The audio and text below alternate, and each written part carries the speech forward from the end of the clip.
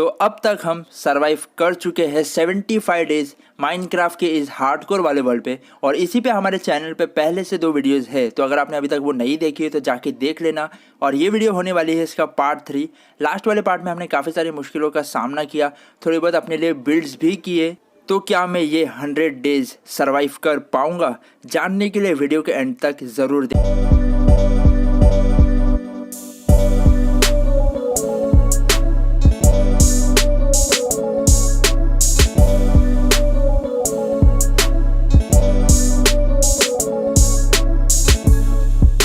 Day 76 की सुबह होते ही मैं निकल गया था डेजर्ट टेम्पल को ढूंढते ढूंढते, क्योंकि मुझे चाहिए था इंचेंटेड गोल्डन एप्पल और पावरफुल होने के लिए।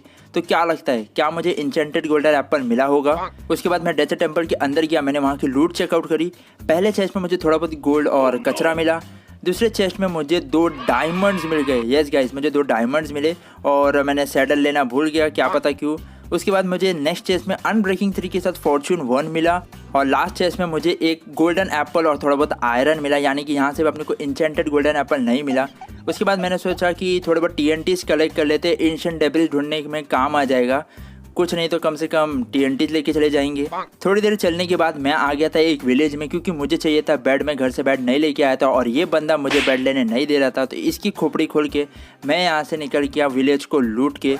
लूटा क्या, कुछ था ही नहीं विलेज में। उसके बाद चलते चलते मुझे मिला अपना दूसरा डेजर्ट टेम्पल, जहाँ से मेरी थोड़ी सी उम्मीद जागी कि मुझे इंचेंटेड गोल्डन एप्पल मिल सकता है। मैं फटाफट से डेजर्ट टेम्पल के पास गया और मैं डेजर्ट टेम्पल के अंदर जा ही रहा था कि एक क्रीपर आके हमारे पिछवाड़े पे ही फट गया। मतलब बंदे को कोई जगह ही नहीं दिखी, मेरा पिछवाड़ा ही दिखा।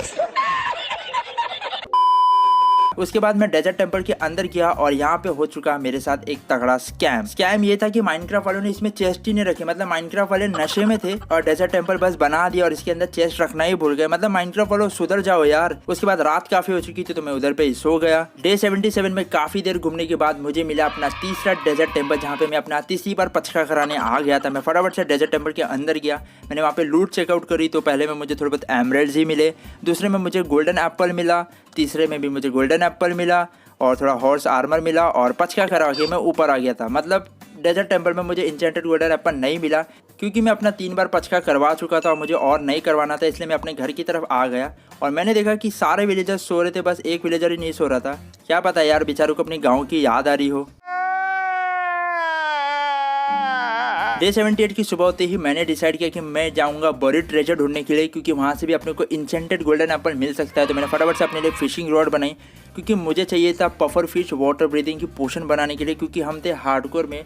उसके बाद मैंने थोड़ी बहुत एक्सपीज कलेक्ट की अपने स्मोकर एक्सपी फार्म से, ताकि मैं इस पर लॉक ऑफ द सी 2 लगा के जल्दी से फिशिंग कर सकूँ। एक्सपीज कलेक्ट करने के बाद मैं चले गया अपने एन्चेंटमेंट टेबल पे, मैंने अपने वहाँ पे फिशिंग रॉड रखी और मुझे अनब्रेकिंग 3 के साथ लॉक ऑफ द सी 2 भी मिला। उसके बाद मैं फिशिंग करने लग गया, काफ़ी देर फिशिंग करी और उसके बाद फाइनली मुझे 2 पफर फिश मिले। लेकिन मुझे पक्का नहीं मालूम था कि मुझे बड़े ट्रेजर से इंचेंटेड गोल्डन एप्पल मिल भी सकता है या नहीं। तो पूरा दिन इसी पे काम करते करते रात हो चुकी थी और मैं थक भी गया था, तो मैं जाके सो गया। नेक्स्ट डे की सुबह होते ही मुझे मिली ज़ॉम्बीज़ की कैटरीना कैफ, जो कि मुझे अपना सलमान खान समझ रही थी, लेकिन मैंने उसकी गलतफहमी दूर करी और मैं निकल गया सीधा बड़ी ट्रेजर को ढूंढने के लिए अपने पुराने वाले विलेज में, जहाँ से मैंने विलेजर्स को चुराए थे। मैं फटाफट से ओशन के अंदर गया, मैंने थोड़े बहुत पोशंस को पिए और मैं निकल गया था आड़े टेढ़े स्ट्रक्चर्स को ढूंढने के लिए। थोड़ी देर घूमते ही मुझे मिल गए थे थोड़े आड़े टेढ़े स्ट्रक्चर्स। मैंने वो स्ट्रक्चर्स के अंदर जाके थोड़ा बहुत चेकआउट किया और उसके बाद मुझे मिली एक चेस्ट, जिसमें से मुझे मिला एक ट्रेजर का मैप और बाकी सब तो कचरा ही था। थोड़ी देर और घूमने के बाद मुझे एक और स्ट्रक्चर मिला, जिसमें से मुझे एक और चेस्ट मिली, जिसमें से मुझे सिर्फ फिशिंग रॉड मिला लॉक ऑफ द सी 2 वाली, और एक मुझे चेस्ट मिली जिसमें से मुझे एक और ट्रेजर मैप मिला, और ये दोनों तो सेम निकले। उसके बाद मैं निकल गया बड़े ट्रेजर को ढूंढने के लिए एंड काफ़ी देर खोदने के बाद फाइनली मुझे मिल चुकी थी चेस्ट। और इस चेस्ट में भी मेरा पचका हुआ, क्योंकि इसमें से मुझे फालतू की चीज़ें ही मिली, मुझे इंचेंटेड गोल्डन एप्पल नहीं मिला।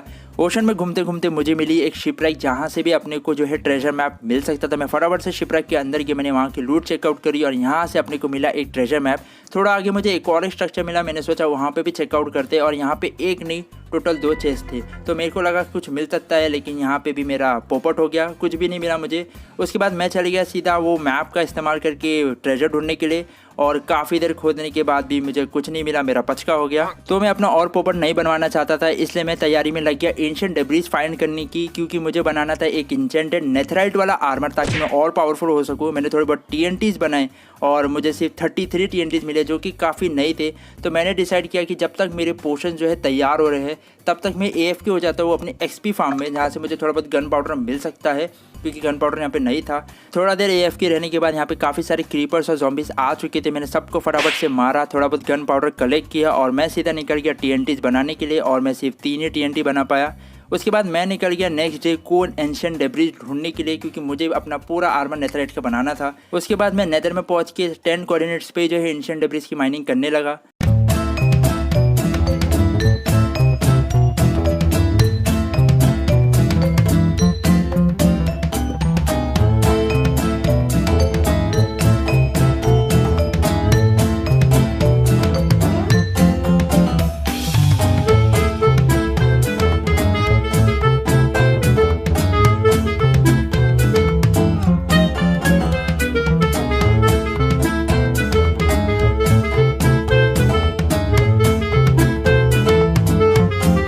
लिटरली गाइस 7 दिन माइनिंग करने के बाद मुझे मिला सिर्फ और सिर्फ 19 एंशिएंट डेब्रीज, जो कि मैंने घर पे जाके स्मेल्टिंग पे लगा दिया था। जितना भी मेरे पास कचरा सामान था मैंने सारे चेस्ट में ट्रांसफर किया, और रात काफ़ी हो चुकी थी तो मैं जाके सो गया। नेक्स्ट डे की सुबह होने तक हमारे सारे एंशिएंट डेब्रीज नेथराइट स्क्रैप में कन्वर्ट हो चुके थे। तो मैंने उसको गोल्ड के साथ मिला के टोटल 5 नेथराइट इंगट्स बना दिए थे, यानी कि मैं टोटल 5 चीज़ों को नेथराइट वाला बना सकता था। मैं फटाफट से अपने ट्रेडिंग हॉल में गया, सारे टूल्स और आर्मर्स पे नेथराइट लगाया, एंड फाइनली अब मेरे पास आ चुका था नेथराइट वाला फुल्ली आर्मर, जिसे देख के एंड में बैठा एंडर ड्रैगन भी कपकपा रहा था। सिंस हम हार्डकोर में खेल रहे थे और मैं कोई रिस्क लेना नहीं चाहता था, इसलिए मैंने डिसाइड किया कि मैं एक रेड करवाऊंगा जहां से अपने को काफ़ी सारे टोटम ऑफ अनडाइंग मिल सकते हैं, जो कि अपने को एंडर ड्रैगन और विदर से लड़ने काम आएगा। उसके बाद चलते चलते मैं पहुंच गया अब विलेज में, क्योंकि मैं फिर से बेड लाना भूल गया था। क्या पता मैं इतना बेड लाना भूल क्यों जाता हूँ। उसके बाद मैं निकल गया पिलेजर आउटपोस्ट को ढूंढने के लिए। ढूंढते ढूंढते मुझे मिला एक ऐसा विलेज जहाँ पे मैं पहली बार आया था, और इस विलेज में एक ब्लैक स्मिथ भी था जो कि अपने को अंबानी बना सकता था। मैंने इसकी चेस्ट चेकआउट करी और गेस व्हाट, इसमें सही में एक ओपी लूट थी, डायमंड थे, आयरन थे। मैंने सबको कलेक्ट किया। चलते चलते काफ़ी रात भी हो चुकी थी और फाइनली मुझे अपना पिलेजर आउटपोस्ट मिल गया था। काफ़ी रात हो चुकी थी तो मैंने डिसाइड किया कि मैं पहले सो जाता हूँ। नेक्स्ट डे की सुबह होते ही मैंने पिलेजर आउटपोस्ट में ढाबा बोल दिया था। मैंने सबके सर खोल रहा था लाइन बाय लाइन, और ये पिलेजर्स इतने गधे थे कि इनको पता भी नहीं था कि मैं इनकी स्नाइपिंग कहाँ से कर रहा हूँ। और कितने पिलेजर्स मारने के बाद फाइनली मुझे बॉस मिला, और बॉस को मारने के बाद मुझे मिला बैड ओमेन वाला इफेक्ट, यानी कि हम अभी रेड करवा सकते थे। मैं फटाफट से निकल गया वही वाली विलेज में जहाँ से अपने को डायमंड्स मिले थे।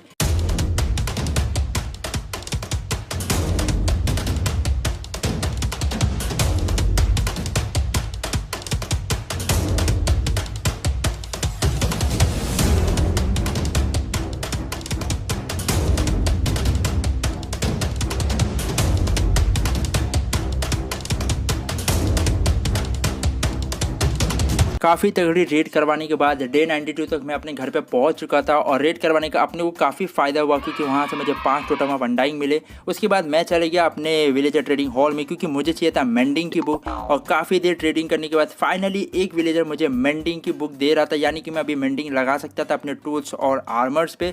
फटाफट से मैं गया अपने घर पर, मैंने वहाँ से सारे एमरल्ड्स को कलेक्ट करा, और उसके बाद मैंने काफ़ी सारे मेंडिंग की बुक खरीदी। काफ़ी सारी बुक्स खरीदने के बाद मैं सीधा चले गया अपने घर पर, क्योंकि मुझे इसे अपने टूल्स और आर्मर्स पर लगाना था। मैं फटाफट से अपने टूल्स और आर्मर्स पे इसे लगाने लग गया, लेकिन मैंने अपनी तगड़ी वाली पिकेक्स पे नहीं लगाया था क्योंकि उस पर इंचेंटमेंट कॉस्ट काफ़ी ज़्यादा जा रही थी और मेरे पास इतनी एक्सपीज नहीं थी। तो मैंने डिसाइड किया कि जब हम एंडर ड्रैगन को मार देंगे और हमें एक्सपीज मिल जाएगी, मैं तभी इस पर मेंडिंग लगा दूंगा, तो अपने पास एक्सपीज काफ़ी सारी रहेगी। और गाइस, अगर आप अभी तक ये वीडियो देख रहे हो और आपको वीडियो पसंद आ रही है तो फटाफट से जाकर वीडियो को लाइक कर दो। चैनल पर नए आए हो तो चैनल को सब्सक्राइब कर दो, ताकि ऐसी अमेजिंग वीडियो का नोटिफिकेशन सबसे पहले आप ही के पास पहुंचे। डे 92 हो चुका था और अब वक्त था एंडर ड्रैगन का मुंह सुजाने का। तो मैं फटाफट से तैयारी में लग गया एंडर ड्रैगन को मारने की। मैंने काफ़ी सारे आई ऑफ एंडर्स भी बनाए और मैंने काफ़ी सारे ब्लॉक्स भी लेके आया था जब मैं नेदर में गया था। तो जितने भी ब्लॉक्स मैं लेके आया था मैंने सारे वो कलेक्ट करे और मैं निकल गया सीधा अपने स्ट्रॉन्ग होल्ड की तरफ, ताकि मैं एंडर ड्रैगन का नगाड़ा बजा सकूँ। फाइनली काफ़ी देर के बाद हम पहुँच गए थे अपने एंड पोर्टल में, और सबसे पहले मैंने अपना बेड लगाया, रिस्पॉन पॉइंट सेट किया। अब आप सोच रहे हैं क्यों? क्योंकि मेरे को आदत हो चुकी है यार, जब भी मैं एंडर ड्रैगन को मारने जाता हूँ ना, मैं सबसे पहले रिस्पॉन पॉइंट सेट करता हूँ। उसके बाद मैंने जितने भी आई ऑफ एंडर में लेके आया था मैंने फटाफट से अपने पोर्टल में लगाया, और यहाँ पे मैंने एक कांड कर दिया था कि मैं एक आई ऑफ एंडर कम लेके आ गया था यार, और मेरे पास ब्लेस पाउडर भी नहीं था, इसलिए मैं फटाफट से अपने घर पे गया, एक आई ऑफ एंडर बना के लाया, एंड फाइनली अब हम जा सकते थे एंडर ड्रैगन की बैंड बजाने के लिए, वो भी तगड़े नेथरेट आर्मर से। लेकिन इसी बीच ये लामा मुझे परेशान कर रहा था, मैंने इसे मारा और मैं चले गया सीधा एंड में मैं गलत जगह स्पॉन हो चुका था। अच्छा वो मैंने ब्लॉक्स लेके आया था, मैं फटाफट से ब्लॉक्स लगा के आगे बढ़ने लगा।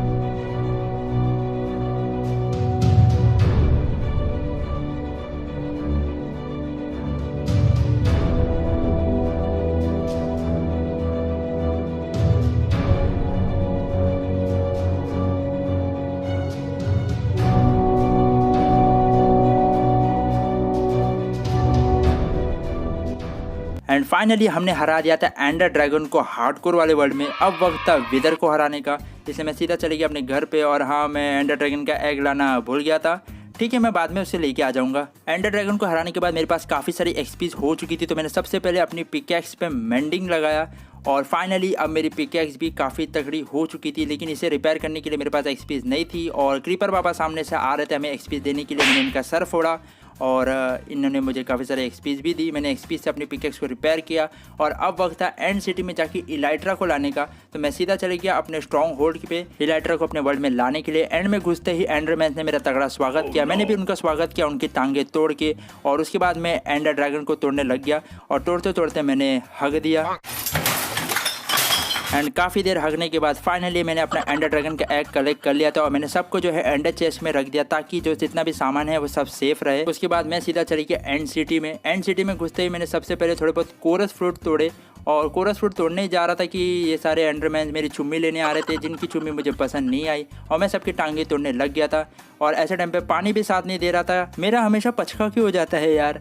एंड काफ़ी देर ढूंढने के बाद मुझे मिली एक एंड सिटी जिसमें शिप ही नहीं थी, बस ये एक लंबी सी इमारत थी। मैंने सोचा कि चलो इसमें घुस के थोड़ा सा मस्ती करते हैं, और मस्ती मेरे साथ उन्होंने कर दी क्योंकि सारे शर्कर्स मुझे आसमान पर पहुंचा रहे थे। वहाँ पे मुझे मिली एक चेस्ट जहाँ पे मैंने थोड़ी बहुत लूट चेकआउट करी, काफ़ी सारे डायमंड्स और आयरन के सामान मिले। वो सारा लेके मैंने शर्कर के मुँह तोड़े। काफ़ी सारे शर्कर्स के मुँह तोड़ने के बाद मैंने सोचा थोड़े बहुत ब्लॉक्स कलेक्ट करते और मैं ब्लॉक्स कलेक्ट करने लगे। थोड़े से मुझे यूनिक लगे और ब्लॉक्स कलेक्ट करते करते मैंने कुछ गलत कर दिया था, मैंने आधी एंड सिटी को ही उड़ा दिया था। ठीक है यार, माइनक्राफ्ट वालों रिपेयर कर देना। काफ़ी देर ढूंढने के बाद फाइनली मुझे एक ऐसी एंड सिटी मिली जिसमें शिप भी था, यानी कि अपने को इलाइट्रा मिल सकता था। एंड सिटी में घुसते ही एक शर्कर ने मेरा ऐसा स्वागत किया कि मेरे को इतना ऊपर उछाला कि मैं मर सकता था, लेकिन अच्छा वो मेरे पास वाटर बकेट थी जिसके सहारे मैं बच गया। उसके बाद मैं काफ़ी सारे शर्कर से लड़ा, मुझे काफ़ी सारे शर्कर शेल्स भी मिले और मैं पहुंच गया था एंड सिटी की शिप में, जहाँ से मैंने सबसे पहले ड्रैगन का हेड कलेक्ट किया और एक बंदा वहाँ पे पहरेदारी कर रहा था, मैंने उसका मुंह तोड़ा। एंड फाइनली मुझे इलाइट्रा मिल चुका था, वहाँ से मैंने इलाइट्रा को कलेक्ट किया। सारा सामान जितना भी था मेरे पास इंपॉर्टेंट वाला, मैंने उसे एंडर चेस्ट में ट्रांसफर कर दिया था और मैं निकल गया सीधा अपने घर के लिए। नेक्स्ट डे की सुबह होते ही एक इनविजिबल वॉन्डरिंग ट्रेडर आया था जिसको मैंने चेकआउट किया और सारा फालतू का सामान दे रहा था। और मैंने क्या पता उसे क्यों मस्ती करने की कोशिश करी, एक लामा भी मार दिया और खुद भी वो दुम दबाते हुए भागने लग गया। और उसके बाद मैं चले गया सीधा नेदर में विदर स्कल ढूंढने के लिए, क्योंकि अब वक्त था विदर को मारने का। तो मैं फटाफट से गया फोर्ट्रेस में और मैंने वहाँ पे तबाही मचानी शुरू कर दी।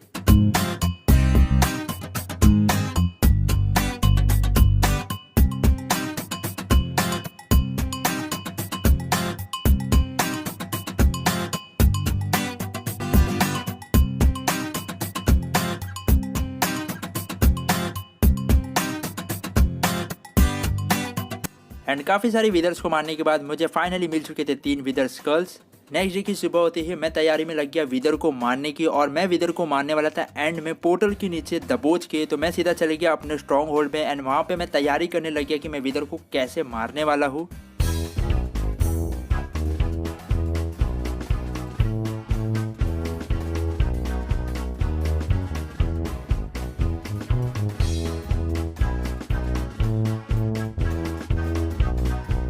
एंड काफ़ी सारी मेहनत करके मैंने पोर्टल के नीचे एक कमरा बना दिया था जहाँ पे मैं विदर को दबोच के मारने वाला था। मैंने नीचे एक ऑब्सीडियन का प्लेटफॉर्म बनाया था और साइड में एक कमरा बनाया था जहाँ पे घुस के मैं विदर को मारने वाला था। उसके बाद मैंने विदर को स्पॉन करने के लिए मैं रेडी हो गया। मैंने उसको तीनों हेड लगाए 1 2 एंड 3। उसके बाद विदर स्पॉन हो चुका था एंड इसी के साथ हमारी विदर के साथ तगड़ी फाइट स्टार्ट हो चुकी थी।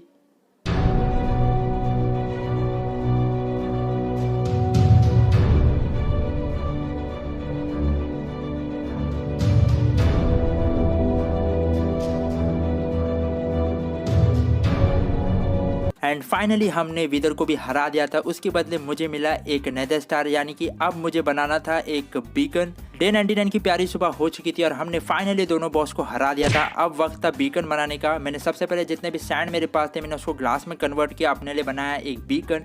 मैं आयरन, डायमंड और गोल्ड का बीकन नहीं बना सकता था क्योंकि मेरे पास इनाफ रिसोर्सेज नहीं थे, इसलिए मैंने डिसाइड किया कि मैं अपने लिए एक एमरल्ड वाला बीकन बनाऊंगा, वो भी फुल लेयर वाला, क्योंकि मेरे पास एक एमरल्ड वाला फार्म था जिससे मैं अनलिमिटेड एमरल्ड्स ले सकता था। इसलिए मैंने जितने भी लॉक्स तोड़े थे मैंने उसको स्टिक में कन्वर्ट किया और जितने भी स्टिक्स मैंने बनाए थे उसे मैंने शल्कर में डाले। नेक्स्ट डे विलेजर हमें स्टिक के बदले ही एमरल्ड देने वाला था। मैंने जितने भी अपने फालतू सामान थे मैंने अपनी इन्वेंट्री खाली करी अपने शल्कर पे और मैं चले गया सीधा विलेजर से ट्रेडिंग करने के लिए एमरल्ड के लिए। एंड काफ़ी देर ट्रेड करने के बाद फाइनली मेरे पास एक शल्कर भर के एमरल्ड्स आ चुके थे जिससे मैं एक एमरल्ड वाला बीकन बना सकता था, जिससे मैंने 3 स्टैक ब्लॉक बनाए। एंड इसके बाद मैं अपने लिए एक एमरल्ड वाला बीकन बनाने में लग गया।